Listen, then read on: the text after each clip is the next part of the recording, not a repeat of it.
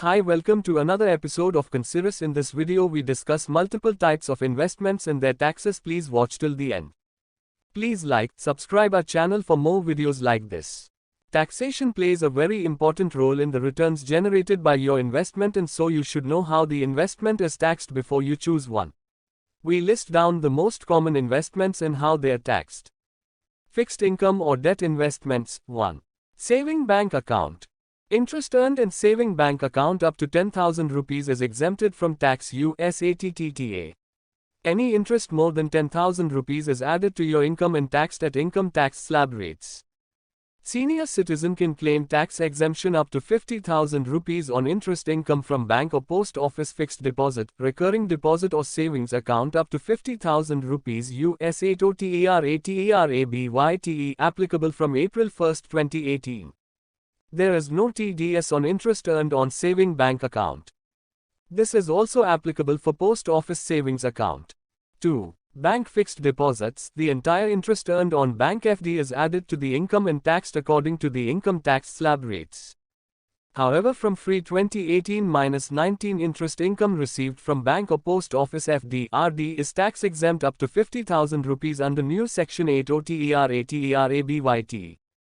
TDS of 10% is deducted if the annual interest exceeds 40,000 rupees changed in budget 2019 and 50,000 rupees in case of senior citizens. Interest across all fixed deposit, recurring deposit accounts across all branches of a bank is taken into consideration to arrive at the total annual interest figure for TDA. If no PAN is linked to the FD account, the TDS rate is 20%. Also read, highest interest rate on bank fixed deposits. 3. Bank recurring deposits. Budget 2015 made the tax and TDS structure for recurring deposits same as fixed deposit. Earlier no TDS was deducted for RD deposits. 4. Company fixed a recurring deposit. The entire interest earned is added to the income and taxed according to the income tax slab rates. TDS of 10% is deducted if the annual interest exceeds 5,000 rupees. 5. NCDs or bonds. The interest earned on bonds NCDs is fully taxable as per income tax slab rate. TDS of 10% is deducted if the annual interest paid exceeds 5,000 rupees. However, there is no TDS if the bond NCD is held in demat form. Capital gains tax on bonds. In case the bond NCD is sold through exchange before maturity, it entails capital gains. If the holding period is less than 1 year, it is short-term capital gains and taxed according to income tax slab. For holding period of more than 1 year, the gains are long-term capital gains and are taxed at flat rate of 10%. There is no indexation benefit available. 6. Tax-free bonds. As the name suggests, the interest earned on tax-free bonds is tax-free. But if tax-free bonds are sold before maturity, it leads to capital gains. Investment for less than 1 year to short-term capital gains to taxed according to income tax slab. Investment for more than 1 year to long-term capital gains to flat rate of 10%, no indexation benefit. Small savings schemes. 7. Post office saving account. Interest up to 3,500 rupees for single holder account and up to 7,000 rupees for joint account in post office saving account is tax-free US 1015I. The remainder interest will get added to your income and will be taxed at the applicable rate of income tax. There is no TDS on post office saving account. Also, this exemption is over and above tax exemption offered by ATTTA. Example, you have 9,000 rupees interest from bank account and 5,000 rupees from post office saving account. You can claim 3,500 rupees tax exemption US 1015I for post office account and 9,000 rupees for bank account and 1,000 rupees for post office account, total 10,000 rupees US 80TTA separately. 8. PPF Public Provident Fund. The interest received as tax-free. 9. Senior Citizen Savings Scheme. The interest received is added to income and taxed at marginal income tax rates. 10. NSC or KVP. The interest received is added to income and taxed at marginal income tax rates. There is no TDS. 11. NPS. 40% of corpus should be used to buy annuity. The monthly payout received is fully taxable. The remaining 60% of the maturity corpus is tax-free effective April 1, 2019. 12. Pension plans, 1/3 of pension maturity amount can be commuted, withdrawn in lump sum and as tax-free. The rest 2/3 amount should be used to buy annuity. The monthly payout received from annuity is fully taxable. 13. EPF Employee Provident Fund maturity amount received from EPF is fully tax-free if you have continuous service of more than 5 years. In case the service period is less than 5 years, the amount is taxable as per income tax slab rates. TDS at 10% is deducted for premature and taxable withdrawal of funds from AIPS if the payment is more than 50,000 rupees. In case the PAN information is not furnished, the TDS would be deducted as 20%. Mutual funds. For tax purpose, mutual funds are of two types: equity mutual fund and non-equity mutual fund. Any scheme which has more than 65% invested in equities is treated as equity mutual fund. 14. Equity mutual fund are equity-oriented balanced fund or arbitrage fund.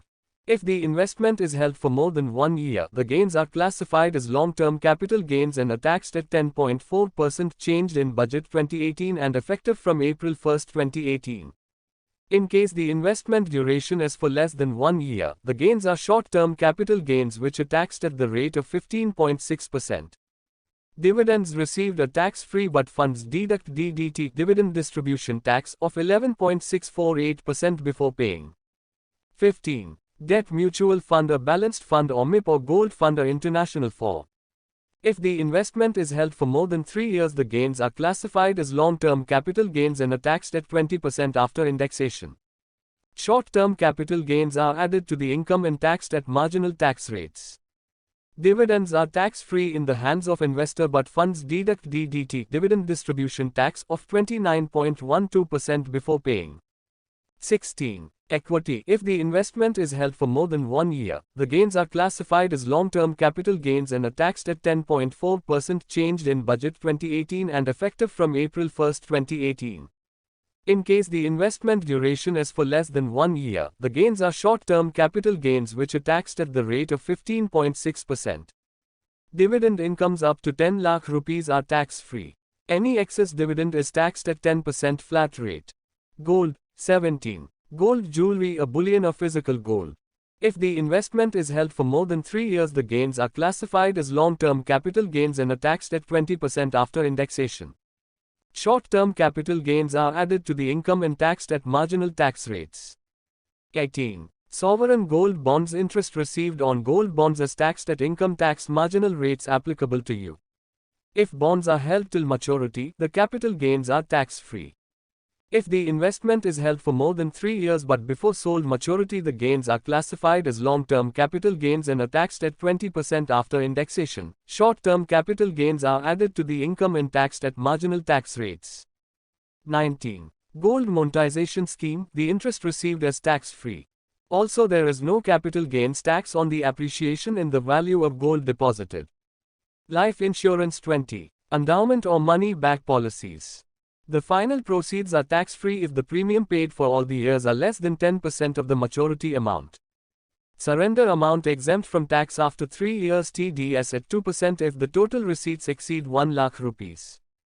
Service tax is applicable on premiums paid. 21. ULIPs. The maturity amount is tax-free if the premium paid for all the years are less than 10% of the maturity amount. Surrender amount. Early partial withdrawals exempt from tax after 5 years.